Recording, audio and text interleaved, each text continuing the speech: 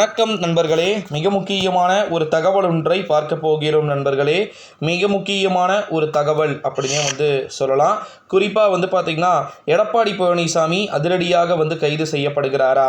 இதை பற்றித்தான் இந்த காணொளியில் நம்ம தெள்ளத்தெளிவாக பார்க்க போகிறோம் நண்பர்களே.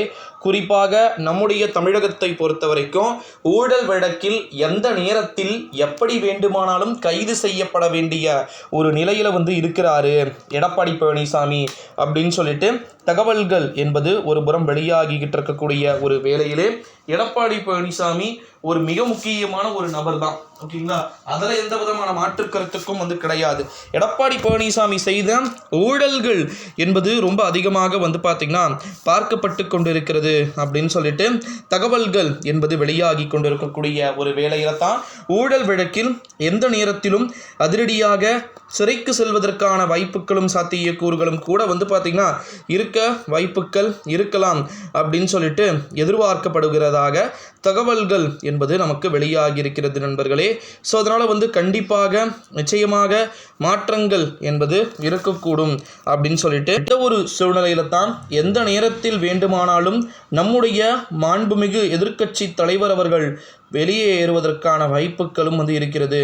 அதாவது சிறை செல்வதற்கான வாய்ப்புகளும் சாத்தியக்கூறுகளும் பார்த்திங்கன்னா ஒரு புறம் இருக்குது அப்படின்னு சொல்லிட்டு தகவல்கள் என்பது வெளியாகிக்கிட்டு இருக்கக்கூடிய ஒரு வேளையிலே அதற்கான சூழல்கள் எப்படிப்பட்டதை நோக்கி பார்த்திங்கன்னா நகரக்கூடும் அப்படின்ட்டு நம்மளால் எதிர்பார்க்கப்பட முடிகிறது நண்பர்களே. ஓகேங்களா, இந்த ஒரு சூழ்நிலையில தான் நம்முடைய தமிழ்நாட்டை பொறுத்த வரைக்கும் ஊழல் வழக்குகள் நிறைய விதமான ஊழல்களை பார்த்திங்கன்னா செய்திருக்கிறாங்க அப்படின்னு சொல்லிட்டு குற்றச்சாட்டுக்கள் ரொம்பவே பகிரங்கமாக வைக்கப்பட்டு இருப்பதும் நம் அனைவருக்கும் தெரியும். ஊழல் வழக்கில் எடப்பாடி பழனிசாமியுடைய பெயரும் ஒரு புறம் அடிபட்டு கொண்டு இருக்கிறதே ப்ரோ, அதற்கான பதில் என்ன அப்படின்னா, ஆமாம் நண்பர்களே, ஊழல் வழக்கில் எடப்பாடி பழனிசாமியுடைய பெயர் ரொம்பவே அதிகமாக பார்த்திங்கன்னா வந்துக்கிட்டு இருக்கு அப்படின்றதையும் நம்மளால் பார்க்க முடிகிறது.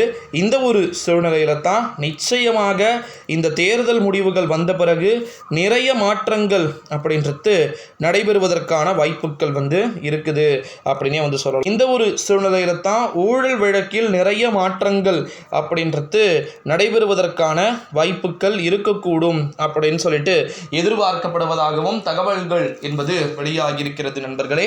ஸோ இந்த வீடியோவை உங்கள் ஃப்ரெண்ட்ஸ் அண்ட் ஃபேமிலி எல்லாருக்குமே பார்த்தீங்கன்னா மோஸ்ட்லி ஷேர் பண்ணிக்குமாறு கேட்டுக்கொள்ளப்படுகிறது நண்பர்களே.